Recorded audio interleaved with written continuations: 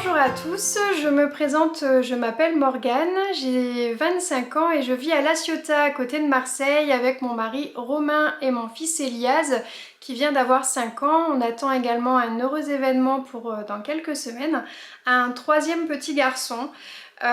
Effectivement, nous ne sommes pas les parents d'uniquement 2 enfants, mais de 3 enfants. À l'âge de 19 ans, le 24 juin 2014, j'ai donné naissance à un petit garçon qui se prénommait Eden et qui est né en parfaite santé. Et il nous a quittés malheureusement d'une maladie neurodégénérative le 5 juin 2019. Ça fait maintenant 2 ans que nous vivons l'épreuve du deuil. Eden a vécu pendant 5 ans avec nous.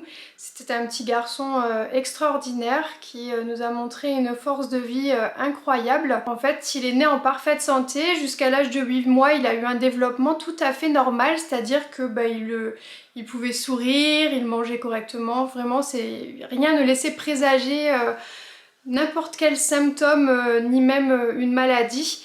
Et à 8 mois, il a commencé à se tordre de douleur 24 heures sur 24, à avoir des spasmes musculaires très très violents avec les bras et les jambes toujours tendus. Il pleurait énormément, il était extrêmement hypersensible au son, au toucher et il vomissait sans arrêt, donc il n'arrivait plus à s'alimenter ni même à dormir, c'était devenu extrêmement compliqué. Et à la veille de ces 1 an, on nous a annoncé le diagnostic face à ces terribles symptômes. On nous a expliqué que Eden était atteint d'une maladie neurodégénérative, ça s'appelle la maladie de Crabbe. C'est une maladie qui fait partie de la famille des leucodystrophies. C'est une maladie malheureusement qui reste aujourd'hui mortelle. Elle est fatale et elle laisse une espérance de vie de 2 à 3 ans. Et c'est une maladie qui vient attaquer la substance blanche du cerveau, la myéline, les nerfs qui entourent nos fibres nerveuses.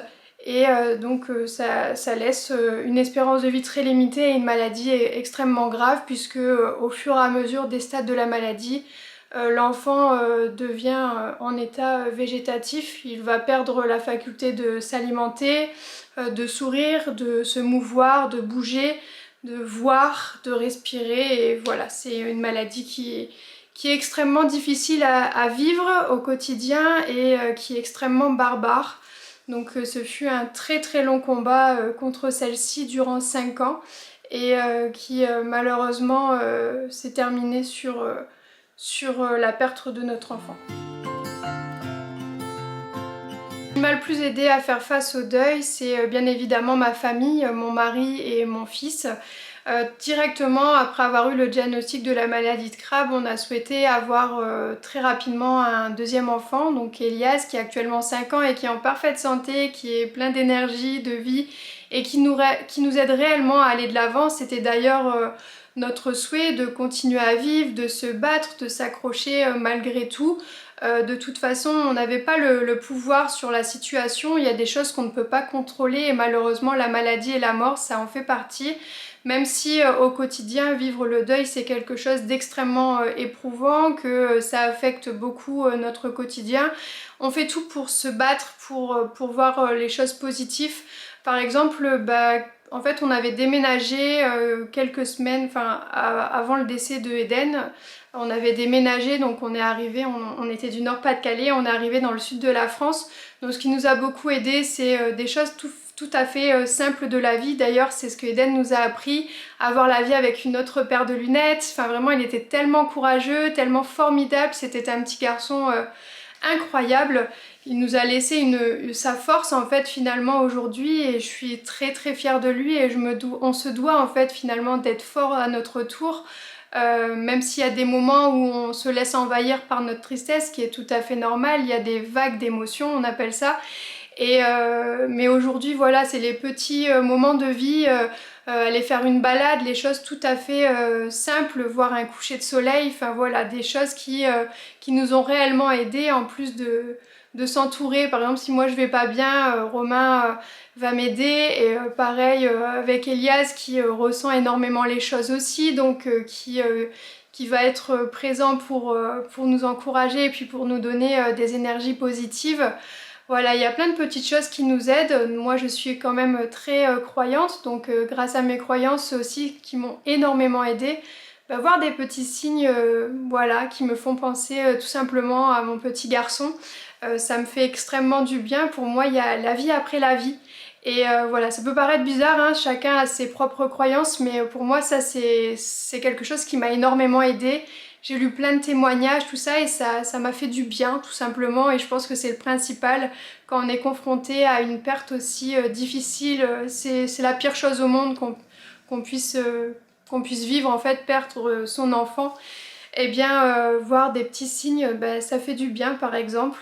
Il y a plein d'autres choses qui nous ont aidés, par exemple pendant les fêtes, donc que ce soit Noël, Pâques, pour son anniversaire.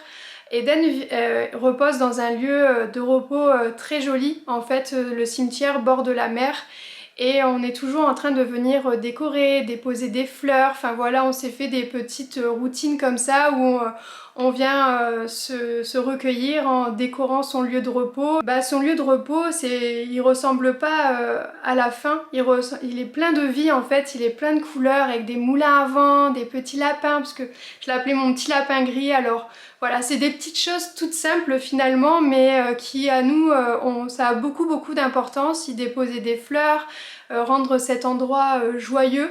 Eden, c'était un petit garçon tellement courageux et incroyable que aujourd'hui on se doit de rester fort et de se battre. C'est sûr qu'il y a des moments qui sont pas faciles, qu'il y a des moments où on se laisse envahir par nos émotions, c'est normal, notamment ce qui me touche énormément, c'est par exemple Elias, parfois il va y avoir des petits messages pour son frère et c'est difficile de...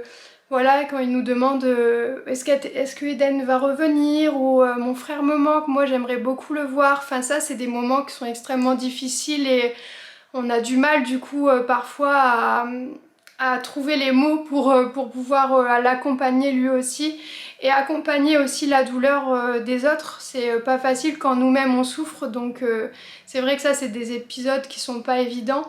Je suis aussi présidente d'une association et au début ça a été extrêmement compliqué de me relancer dans ce combat qui est la maladie parce qu'en fait je voulais l'éloigner le plus possible, cette maladie qui nous a fait tant de mal. Et aujourd'hui, 2 ans plus tard, c'est quelque chose, ça va beaucoup mieux et au contraire ça m'aide puisque je continue le combat pour mon fils et pour les autres enfants, pour la maladie de Crabbe. Et comme on dit dans notre association, pour qu'un jour la maladie de Crabbe devienne une maladie grave et non une maladie mortelle, voilà, aujourd'hui ça me fait du bien, même s'il y a un moment donné, au départ, ça m'a fait du mal puisque c'était continuer d'être dans ce monde qui est la maladie, ce qui m'a pris mon enfant. Et c'est vrai que ça, c'est des choses qui ont été parfois compliquées. Mais à l'heure actuelle, me replonger dans le combat et continuer le combat qu'Eden a mené, c'est quelque chose qui est extrêmement important pour moi, de continuer son combat, de trouver une solution face à la maladie de Crabbe et de continuer d'aider les enfants qui en souffrent aujourd'hui. Même si c'est une maladie qui est extrêmement rare, ça reste une maladie extrêmement éprouvante. Il y a quand même plusieurs familles dans notre association qui comptent sur notre aide. Donc c'est une bonne chose et c'est quelque chose qui me permet de rester finalement connectée à mon petit garçon. Et je lui avais promis de toute façon à son départ que le combat allait continuer et qu'on allait l'avoir ce crabe. Alors on continue pour lui et pour surtout faire en sorte que la maladie de Crabbe devienne une maladie grave et non une maladie mortelle.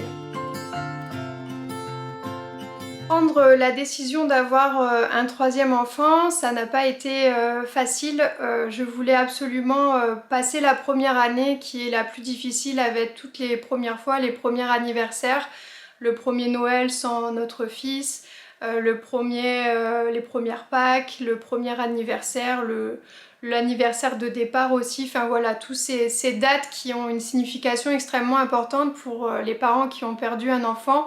Donc pour moi c'était essentiel de pouvoir gérer correctement mes émotions, de pouvoir accueillir un enfant dans la sérénité, même si je le dis aujourd'hui, Ça reste, il y a toujours des épisodes compliqués, il y aura toujours des moments où on sera moins bien, mais aujourd'hui je suis prête à accueillir un nouvel enfant au sein de notre famille, à pouvoir l'accueillir dans de bonnes conditions et surtout dans la positivité et beaucoup d'amour. Donc on a attendu plus d'1 an pour pouvoir prendre cette décision. Et là ça va faire 2 ans que notre fils nous a quittés. Donc 2 ans c'était le temps pour nous nécessaire euh, pour, euh, pour faire un bon cheminement concernant notre deuil. Mais j'aime pas du tout le mot faire son deuil par exemple. C'est quelque chose pour moi qui est impensable parce que jamais je pourrais faire le deuil de mon enfant. Eden fait partie à part entière de notre quotidien, il est complètement intégré à notre famille. Par exemple, Elias, s'il y a un inconnu qui va nous dire «Ah bah vous avez eu 2 garçons, vous avez déjà eu 2 garçons», c'est souvent des questions qu'on nous pose quand on voit que je suis enceinte actuellement. Elias va tout de suite rétorquer «Mais non, moi j'ai déjà un grand frère», donc voilà, des petites choses comme ça. Enfin vraiment, Elias continue de parler énormément de son frère, on continue d'en parler énormément aussi, on se rend régulièrement au cimetière pour lui rendre visite. Enfin vraiment, Eden fait encore partie à part entière de notre famille. Donc c'était essentiel pour moi d'être prête et de pas faire un enfant pour remplacer ou pour combler quelque chose. Cet enfant, il arrivera dans une famille qui a fait du chemin et qui a avancé sur ce chemin. Et aujourd'hui, on se sent totalement prêt à accueillir notre troisième petit garçon dans la sérénité. Le message que j'aimerais passer aux parents qui font face au deuil, déjà je pense qu'on vit tous le deuil différemment. On a tous notre propre sensibilité, nos propres expériences de vie, nos propres histoires également. C'est quelque chose qui est différent d'une personne à une autre. On peut pas... voilà, je pense que chacun doit vivre son deuil comme il le peut, avec les armes qu'on a tout simplement. On a le droit d'être triste, on a le droit de pleurer, mais il faut essayer au quotidien pour nos enfants, justement pour la force qu'ils ont pu avoir. Je parle pour mon cas personnel. Eden, c'était un petit garçon qui était extraordinaire, qui ne se plaignait jamais, qui faisait énormément d'efforts pour aller bien, par exemple avec sa kiné respiratoire. Enfin vraiment, il était extraordinaire et il m'a laissé une leçon de vie. Et aujourd'hui, je me dois d'être forte pour lui. Je me dois d'accomplir mes rêves. Voilà, je me suis rendu compte d'énormément de choses. Il m'a laissé un message. Il m'a laissé sa force en fait aujourd'hui. Et je puise dans sa force à lui pour aller de l'avant parce qu'il m'a vraiment laissé une leçon de vie. Ce petit garçon, je l'admire, c'est mon plus grand héros aujourd'hui. Et je vais chercher dans chacune de mes journées le positif. On a le droit d'être triste, il y a des moments où on peut être triste, mais il faut énormément s'accrocher aux petits riens du quotidien qui font tout finalement. Des moments positifs, une balade, aller prendre l'air, faire des choses qui vont nous faire du bien, des projets, avoir des projets, continuer finalement, avoir des projets d'avenir, continuer à aller de l'avant. On peut pas se résoudre après le deuil de notre enfant à tout simplement s'arrêter de vivre. On doit avancer.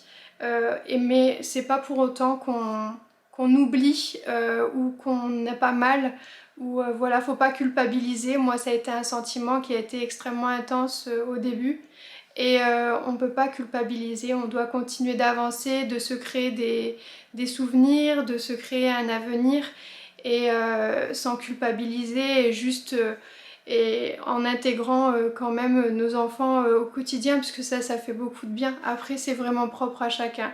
Mais en tout cas le message que j'aimerais vous dire c'est je vous envoie beaucoup d'amour, beaucoup de courage et j'espère que vous réussirez à trouver dans votre quotidien des petits moments qui font tout, vivre, infiniment vivre tout simplement.